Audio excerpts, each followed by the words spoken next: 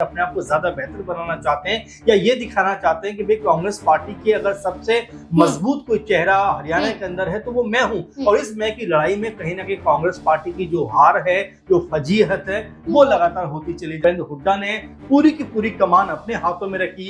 यहाँ तक कि नामों का सिलेक्शन भी उनके जरिए किया गया। कहा जाता है कि 90 में से 70 जैसे 80% के आसपास जो नाम फाइनल हुए वो भूपेंद्र सिंह हुड्डा के नाम पर की सहमति से फाइनल हुए। तो ऐसे में आप देख सकते हैं कि जो चुनाव हारा वो जो पार्टी की सोच होती है उस साथ में आपको चलना पड़ेगा। कांग्रेस पार्टी के जो नेता वो यहाँ पर चूक जाते हैं, यहाँ पर जो व्यक्तिगत लड़ाई है उसको पार्टी की लड़ाई बना देते हैं और यही वजह है कांग्रेस पार्टी दिनों दिन कम। क्या अब राहुल गांधी भूपेंद्र सिंह हुड्डा से सारी जिम्मेदारियां छीन लेंगे? क्या अब हाईकमान द्वारा भूपेंद्र सिंह हुड्डा पर एक्शन लिया जाएगा? क्या हरियाणा की राजनीति में कांग्रेस पार्टी का हार जाना और नेता प्रतिपक्ष का चुनाव ना होना भूपेंद्र सिंह हुड्डा क्या इसकी सबसे बड़ी वजह माने जा रहे हैं? क्या भूपेंद्र सिंह हुड्डा के जरिए ही कांग्रेस पार्टी में गुटबाजियां हो रही हैं? कुमारी सैलजा रणदीप सिंह सुरजेवाला भूपेंद्र सिंह हुड्डा के खिलाफ हैं और नेता प्रतिपक्ष का चयन नहीं हो पा रहा है। और अब 6 मार्च को दिल्ली में एक बड़ी बैठक बुलाई जा रही है जिसमें राहुल गांधी, प्रियंका गांधी और सोनिया गांधी भी मौजूद रहने वाले हैं। और इस बैठक में एक बड़ा फैसला लिया जाएगा जो हरियाणा की राजनीति में लंबे समय से कांग्रेस पार्टी द्वारा ठंडे बस्ते में डाला जा रहा है, यानी कि प्रदेश अध्यक्ष और नेता प्रतिपक्ष का चुनाव होगा। नेता प्रतिपक्ष के रूप में भूपेंद्र सिंह हुड्डा का नाम उनके गुट द्वारा आगे किया जा रहा है, लेकिन कुमारी सैलजा का मानना है कि नेता प्रतिपक्ष के रूप में भूपेंद्र सिंह हुड्डा को ये जिम्मेदारी ना दी जाए। कुमारी सैलजा के जरिए चंदन मोहन का नाम आगे किया जा रहा है और भूपेंद्र सिंह हुड्डा चाहते हैं कि वो खुद नेता प्रतिपक्ष बने। ऐसे में प्रदेश अध्यक्ष पद की कमान रणदीप सिंह सुरजेवाला को भी सौंपने को लेकर चर्चाएं तेज हो गई हैं। ऐसे में क्या एक बार फिर से गुट बनते हुए नजर आ रहे हैं? क्या ऐसे में राहुल गांधी भूपेंद्र सिंह हुड्डा पर एक्शन लेंगे? क्या कांग्रेस पार्टी को हरियाणा में संभाल पाएंगे या हुड्डा वाकई कांग्रेस पार्टी का साथ छोड़ देंगे? तमाम और सवाल बन जाते हैं कांग्रेस पार्टी को लेकर। सवालों के जवाब लेंगे। मेरे साथ मेरे वरिष्ठ सहयोगी अमन सर जुड़ चुके हैं। सर, पहले तो आपका बहुत बहुत स्वागत है। सर, 6 मार्च को अब दिल्ली में एक बड़ी बैठक बुलाई जाएगी और इस बैठक से पहले ही एक बड़ी मीटिंग ले चुके हैं यहाँ पर जो नए प्रभारी बनाए गए थे बीके हरिप्रसाद।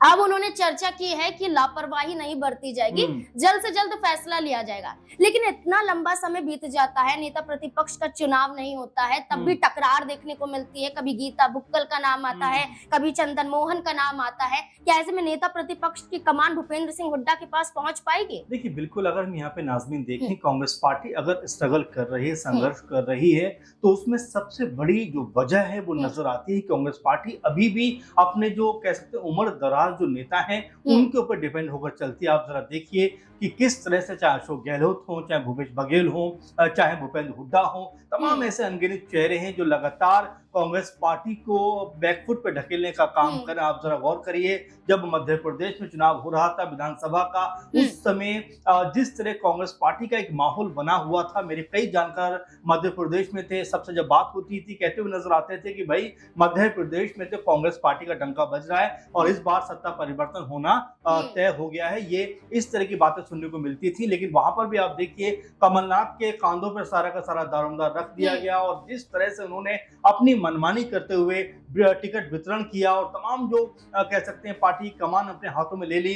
अखिलेश यादव के साथ में गठबंधन की बात चली तो कहते हैं कौन अखिलेश बखिलेश। इसके बाद आपने देखा जब परिणाम सामने आते हैं तो क्या हशर यहाँ पर होता हुआ दिखाई पड़ता है। अब जब राजस्थान आप पहुंच जाइए, राजस्थान में अशोक गहलोत किसी भी कीमत पर मुख्यमंत्री का पद छोड़ना नहीं चाहते हैं, सचिन पायलट के नाम पर मोहर लगवाना नहीं चाहते हैं। आखिर में जब चुनाव होता है, परिणाम निकल के सामने आते हैं, कांग्रेस पार्टी चुनाव हार जाती है। इसी तरह से हरियाणा में भी आप देखिए कि किस तरह से भूपेंद्र हुड्डा ने पूरी की पूरी कमान अपने हाथों में रखी।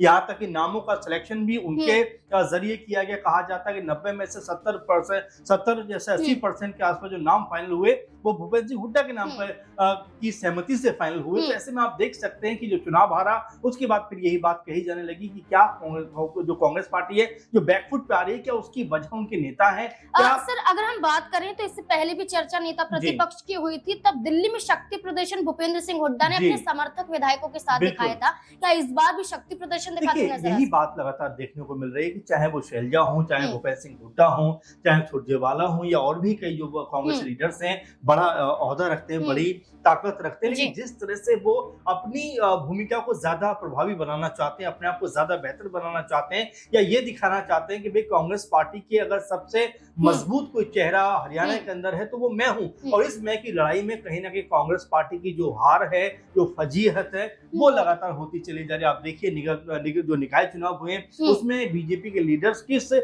शिद्दत के साथ में शामिल हुए, जी, किस जी, तरीके के साथ में शामिल हुए और यहाँ तक कि एक-एक सीट के ऊपर अपने जो प्रत्याशी हैं उनको बड़ी सोच समझ के हुँ, उतारते हुए नजर आए। कांग्रेस पार्टी जब पूछा जाता है कहते हैं हमें जरूरत नहीं है ऐसे हुँ, चुनावों की, तो आप समझ पा रहे हैं कि जब संगठन आप इस तरह का बिगाड़ के रखेंगे, जमीनी स्तर पर आप जो है कोई काम करेंगे नहीं, लोगों को जोड़ेंगे नहीं, तो कैसे आपकी पार्टी मजबूत होती हुँ, दिखाई पड़ेगी। और बारंबार हम इसको उदाहरण देख रहे हैं कांग्रेस पार्टी की जो हुँ, इस समय की हालत है वो इसीलिए है कि ऊपरी लेवल पे राहुल गांधी, प्रियंका गांधी या सचिन पायलट या और तमाम लीडर्स हुँ, मेहनत तो कर रहे हैं, लेकिन जब जमीनी स्तर पर उसका असर नहीं होगा तो संगठन के तौर पर कांग्रेस पार्टी कभी भी मजबूत हुँ, नहीं हो सकती। हरियाणा में भी हमने देखा कि बहुत कम अंतर से कांग्रेस पार्टी चुनाव हुँ, हारती हुई हुँ, नजर आई। यहाँ पर शैलजा और अगर भूपेंद्र सिंह हुड्डा मिलकर मजबूत हुए हुँ, होते तो कांग्रेस पार्टी सत्ता में नजर हुँ। आती। देखिए, बिल्कुल सत्ता की बात करें तो सत्ता में आने के लिए मात्र कुछ ही सीटों से बच जाती है कांग्रेस पार्टी, जिसका ठीकरा गुटबाजियों पर फोड़ा गया कि कुमारी सैलजा एक तरफ और भूपेंद्र सिंह हुड्डा का गुट एक तरफ, अगर साथ होते तो चुनाव जीतते। सर, इस बीच में बात करें तो किरण चौधरी भूपेंद्र सिंह हुड्डा पर लगातार बयान जारी कर रही हैं। एक तरफ वो ये कहती हैं कि अब जब तक बाप बेटे की जोड़ी कांग्रेस में रहेगी तब तक कांग्रेस पार्टी उभर नहीं जी, पाएगी।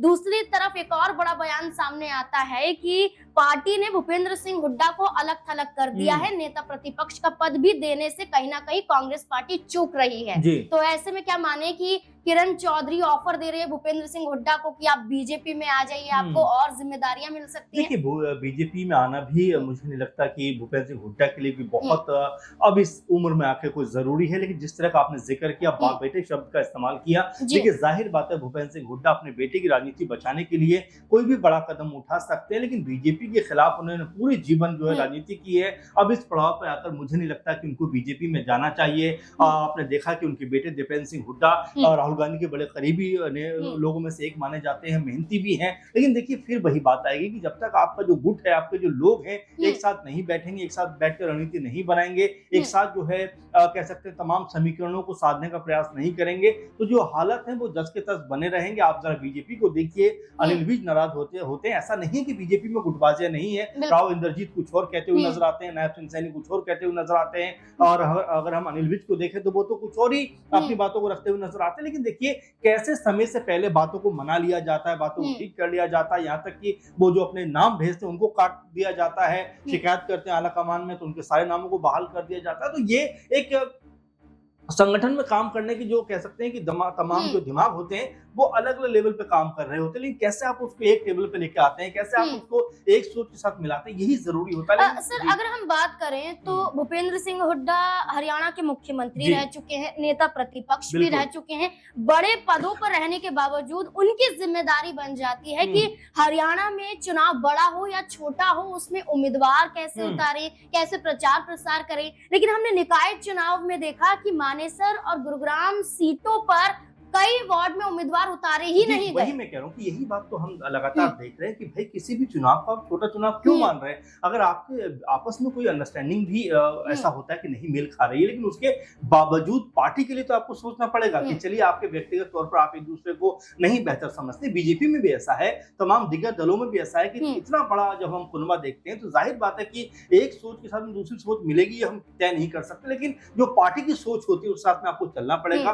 कांग्रेस पार्टी के जो नेता वो यहाँ पर चूक जाते हैं, यहाँ पर जो व्यक्तिगत लड़ाई है उसको पार्टी की लड़ाई बना देते हैं, और यही वजह है कांग्रेस पार्टी दिनों दिन कमजोर होती चली जा रही है। आप देखिए जिस तरह से हम हरियाणा की बात कर रहे हैं, ऐसा कोई भी मानने को तैयार नहीं था कि कांग्रेस पार्टी सरकार नहीं बनाएगी, लेकिन जब परिणाम सामने आते हैं तो परिणाम बिल्कुल मुख्तलिफ होते हैं। कांग्रेस पार्टी जहां 38 पे होती है तो बीजेपी 48 पे पहुंच जाती है, और ये जो परिणाम है वो ये बताते हैं कि बीजेपी जीतने की पोजीशन में नहीं थी, लेकिन बावजूद इसके जिस तरह संगठन ने उनके काम किया वो कहीं ना कहीं जीत उनको दिला गया। वहीं कांग्रेस पार्टी का जो संगठन था, उसने जो काम किया, उसकी वजह से कांग्रेस पार्टी को हार का मुंह देखना पड़ा। बिल्कुल, कांग्रेस पार्टी में कुछ खामियां हैं, अगर उन खामियों को दूर कर लिया जाए तो कांग्रेस पार्टी कमजोर नहीं बल्कि मजबूत भारतीय जनता पार्टी के मुकाबले हो सकती है। अब ऐसे में 6 मार्च को दिल्ली में एक बड़ी बैठक होगी। अब बैठक से पहले भूपेंद्र सिंह हुड्डा क्या बैकफुट पर आते हुए नजर आएंगे या फिर शक्ति प्रदर्शन एक बार फिर से भूपेंद्र सिंह हुड्डा द्वारा दिखाया जा सकता है? अगर ऐसा होता है तो क्या कांग्रेस पार्टी हरियाणा में